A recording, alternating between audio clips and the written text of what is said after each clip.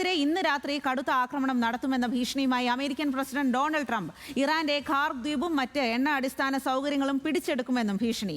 വെനസ്വേലയിൽ ചെയ്തതുപോലെ ഇറാനിലെ എണ്ണ വാതക വിപണികളുടെ പൂർണ്ണ നിയന്ത്രണം അമേരിക്ക ഏറ്റെടുക്കുമെന്നും ട്രംപ് പറയുന്നു. അഗസ്റ്റ് സെബാസ്റ്റ്യൻ വിവരങ്ങളുമായി ചേരുകയാണ്. സെബാസ്റ്റ്യനിലേക്കാണ്. കാര്യങ്ങൾ കൂടുതൽ നിർണായകമാകുന്നു അല്ലെങ്കിൽ ഗൗരവകരമാകുന്നു എന്ന് തന്നെയല്ലേ മനസ്സിലാക്കുന്നത്? ഇന്ന് രാത്രി കടുത്ത ആക്രമണം ഉണ്ടാകുമെന്നാണ് പറയുന്നത്. എന്താണ് ഇക്കാര്യത്തിൽ അമേരിക്ക പറയുന്നത്? ഈ ഒരു പശ്ചിമേഷ്യൻ സംഘർഷം കൂടുതൽ കടുക്കുകയാണ്. സ്വാതി, വളരെ ശക്തമായ ഭാഷയിലാണ് ഇപ്പോൾ ട്രൂത്ത് സോഷ്യലിൽ ട്രംപ് ഇങ്ങനെയൊരു കുറിപ്പ്, വലിയ ഭീഷണിയുടെ ഒരു കുറിപ്പ് എഴുതിയിട്ടുള്ളത്. അതായത് ഇന്ന് രാത്രി വലിയ ആക്രമണം ഇറാന് മേലുണ്ടാകും.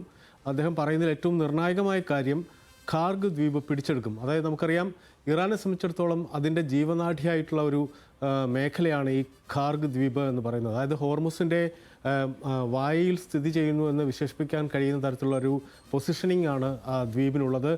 അതായത് ഈ ഇറാൻ്റെ എണ്ണ കയറ്റുമതിയെ ഏറ്റവും നിർണായകമായി, അതായത് 25 ലക്ഷം ബാരൽ ചെയ്യുന്നതെങ്കിൽ അതിൻ്റെ 90% എണ്ണയും ഖാർഗ് ദ്വീപിൽ നിന്നാണ് പോകുന്നത്. അതായത് അതിന് ചുറ്റും അൾട്രാ ലാർജ് എണ്ണ ടാങ്കറുകൾക്ക് വന്ന് നങ്കൂരമിടാൻ കഴിയും.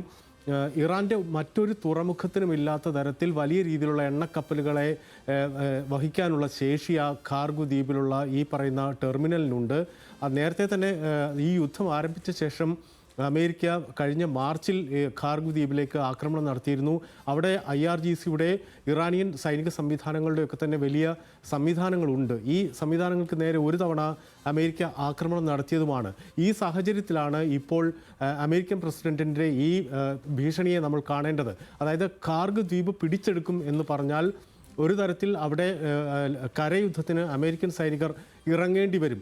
ഈ ഒരു സാഹചര്യത്തിലേക്കാണോ പോകുന്നത് എന്നതുകൂടി ഇക്കാര്യത്തിൽ നമ്മൾ കാത്തിരുന്ന് കാണേണ്ടി വരും. പക്ഷേ അതിൽ വ്യത്യസ്തതയുള്ളൊരു കാര്യം അദ്ദേഹം അല്പം മുമ്പ് ഫോക്സ് ന്യൂസ് നൽകിയ അഭിമുഖത്തിൽ പറയുന്നത്, അമേരിക്കൻ ജനതയ്ക്ക് ഈ ഖാർഗ് ദ്വീപ് ഓപ്പറേഷനെ അവർക്കത് എടുക്കാൻ കഴിയുമോ എന്ന കാര്യത്തിൽ സംശയമുണ്ട് എന്നൊരു പ്രസ്താവന അദ്ദേഹം തൊട്ടു പിന്നാലെ ഈ പറയുന്ന ട്രൂത്ത് സോഷ്യൽ പോസ്റ്റിന് തൊട്ടു പിന്നാലെ നടത്തിയിരുന്നു. പക്ഷേ ഇതിൽ ശ്രദ്ധേയമായ കാര്യം, വെനസ്വേലയിൽ ചെയ്തതുപോലെ, അതായത് വെനസ്വേലയുടെ എണ്ണ മേഖലയുടെ നിയന്ത്രണം അമേരിക്ക കൈക്കലാക്കിയതുപോലെ ഇറാൻ്റെ എണ്ണമേഖലയുടെ നിയന്ത്രണം കൈക്കലാക്കും എന്ന് അദ്ദേഹം അസന്നിഗ്ധമായി ഈ പോസ്റ്റിൽ പറയുന്നു.